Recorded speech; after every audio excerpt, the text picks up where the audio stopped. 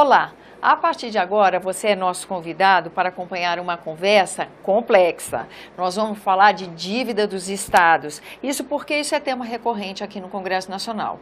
O Pacto Federativo é um tema que não está pacificado e que é recorrente a visita que a gente recebe aqui na casa de prefeitos e governadores alertando para que essa divisão de riquezas nos entes federativos ela está desequilibrada, gera desafios administrativos. Os desafios não são poucos. Quem vai contar melhor sobre esse problema para a gente é o senador José Pimentel, que estava me explicando aqui antes da gravação. Isso aqui vai dar uma confusão danada, né, senador?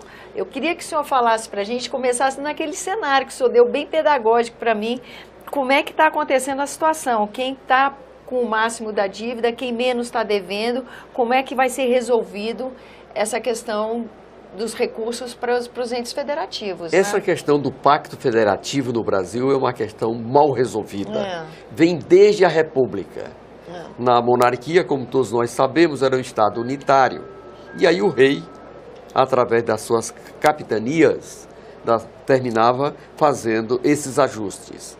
Com a implantação da República, nós começamos a ter a primeira grande distorção, porque cada unidade federada queria ter uma participação maior no orçamento da União, nos repasses dos impostos que cada estado paga. Porque ninguém mora na União. Você mora nos municípios e você faz parte dos estados.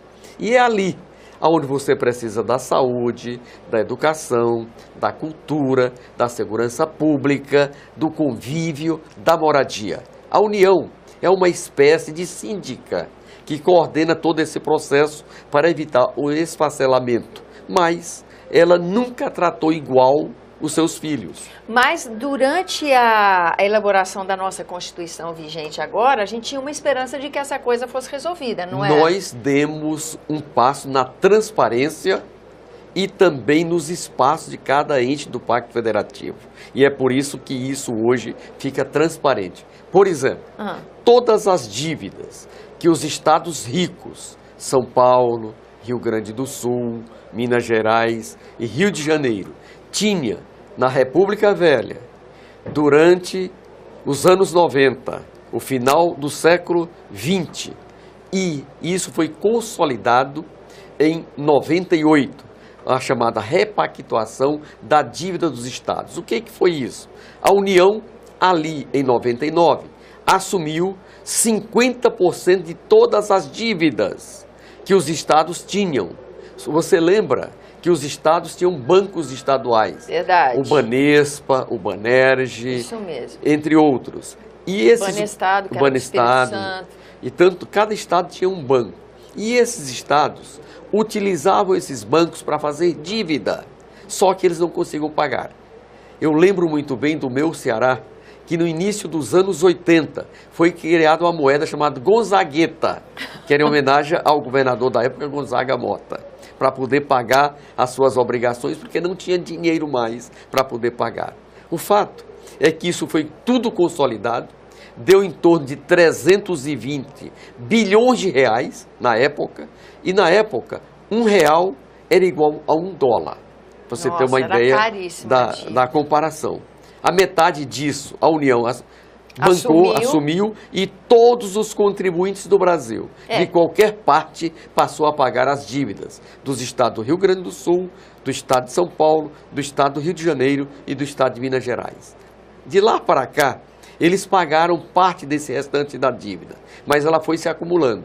Porque diz que há uma agiotagem aí da União. Dizem que a maneira como é calculada a dívida, ela torna a dívida impagável. O senhor concorda com isso? Essa agiotagem é a mesma praticada pela taxa Selic para com todos os contribuintes do Brasil.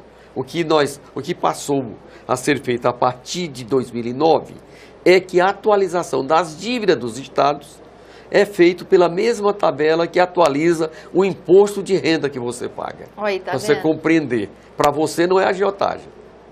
Aliás, ninguém diz que é a mesma agiotagem que os estados e os governadores aguentam. Estão submetidos às mesmas duras condições que nós, as mesmas regras. Os contribuintes. Agora, em setembro de 2016, A dívida soma 496 bilhões de reais. E 80% desse montante está com 4 estados. O estado de São Paulo, Minas Gerais tem 17%. O estado do Rio de Janeiro, 12%. O estado de São Paulo, 46%. O estado do Rio Grande do Sul, 11%. Isso soma quase 80%. E o resto do Brasil tem 20%. Por exemplo, o meu estado, o estado do Ceará, tem 0,32% desse montante. Olha Não deve só. quase nada. Mas todos nós estamos sendo chamados de novo para pagar a dívida dos estados ricos. O que gera essa porque não- situação recorrente, senador? Porque eles não pagam. Eles pagam um percentual que não reduz o montante da dívida e nem cobre os juros. É Mas por isso que vai acumulando. Agora nós Agora, o temos... que é grave Ah, é que desse montante aqui, a metade, de novo, vai ser assumido pela União. Os 4 nós estados vamos repetir uma situação que a gente já que viu nós já antes. fizemos em 99. E os estados da região Norte e Nordeste, que nem dever aprendeu a dever, é quem paga a conta. Se você pegar dos 496 bilhões de reais, os 7 estados do Nordeste, do Norte, devem 1% dessa dívida. E os 9 estados do Nordeste devem 4%. Ou seja, quase nada. Agora, E mais grave ainda, Ah.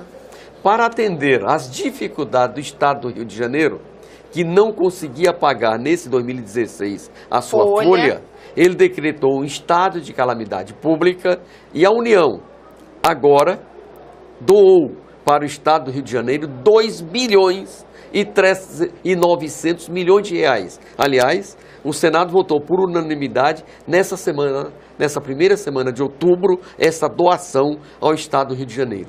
Mas o meu estado, que está há 5 anos em seca, não recebeu um centavo da União para atender às suas dificuldades. Isso vale para a região Norte, que tem seus problemas, e vale para a região Nordeste. Por isso, os governadores, os 7 governadores da região Norte e os 9 governadores da região Nordeste criaram um fórum.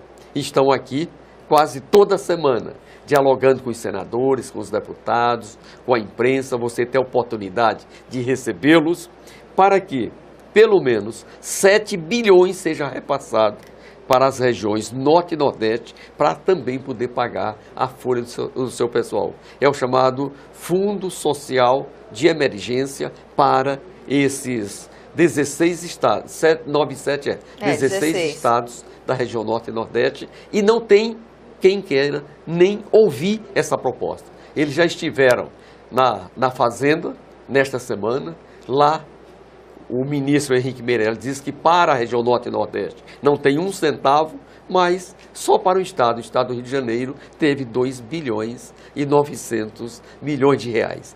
Aqui no plenário do Senado Federal, nós estamos criando uma frente de senadores e senadoras, independentemente de partido, para juntos lutarem pelos interesses das regiões Norte e Nordeste. Dos entes federados. Agora, senador, a gente tem aqui 2 problemas, né? Um é, de novo, resolvendo uma dívida que é assinada por poucos estados e os 27 entes federativos, né, porque o Distrito Federal também entra nisso, vão ter que ajudar a arcar. Essa é uma situação. E a outra é a recorrência, né? Essas 2 questões estão previstas de serem corrigidas no projeto de lei que está tramitando? Na proposta que Já tramita? que falamos no Distrito Federal, ele participa com 0,22% do montante dessa dívida de 496 bilhões de reais.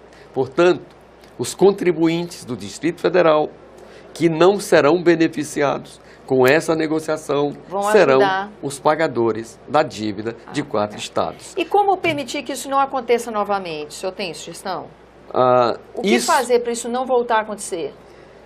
o que nós estamos tentando é minimamente dar transparência à sociedade brasileira, deixar claro de que as regiões mais pobres são aquelas que sempre pagaram a conta dos gastadores, que são os estados mais ricos. E, ao mesmo tempo, criar um ambiente para que isso seja resolvido e que as regiões Norte e Nordeste também se beneficiem de outras fontes. Quer ver um exemplo? Quero. Nesse momento, a Transnordestina, que é fundamental, é uma ferrovia que nasce em Eliseu Martins, no Piauí, vem a Salgueiro, no Pernambuco. De Salgueiro, ele tem dois grandes braços, um que vai para o Porto de Suape, no Pernambuco, e o outro que vai para o Porto do Pecém, lá no Ceará. Infraestrutura, uma coisa séria. Está paralisado porque não tem dinheiro. E para nós isso é vital para a nossa economia. A transposição das águas do Rio São Francisco, que vem desde o século XIX. O projeto foi apresentado em 1847. Só no governo Lula, que ele enfrenta esse problema, ele inicia em 2006 a interligação das bacias, para que 12 milhões de pessoas possam tomar água. Está parado num trecho, porque a empresa está cobrando mais. E aí a obra não anda. Então essas coisas que são estruturais para a nossa região, nós precisamos. Mas quando faltou água na Cantareira para os paulistas, rapidamente a União aportou 4 bilhões de reais para garantir água para os paulistas. Está correto garantir água, mas é também necessário garantir água para 12 milhões de pessoas do meu estado, da Paraíba, do Rio Grande do Norte e dos sertões do Pernambuco. Senador, a gente encerra essa entrevista tendo uma noção do balaio de gado que vai vir por aí, né? Porque devem ser milhões de verdades juntas e misturadas e que nós vamos ter que chegar num consenso com a tabela do senador. Está aqui a tabela tirada do Tesouro Nacional para não ter dúvida. Eu vou ficar com a tabela para ouvir o pessoal dos estados. Faremos estados. isso. Vamos fazer isso? Claro. Senador, muito grata pela sua presença aqui no nosso programa. Eu que agradeço. Eu agradeço também a você que nos acompanha pela sua atenção e eu lembro a você que você é nosso convidado a fazer sugestões e críticas ao trabalho da TV Senado pelo 0800 61 2211, que é uma ligação gratuita. E quando você quiser rever esse ou outro dos nossos programas, use o endereço eletrônico senado.leg.br/TV. Até a próxima.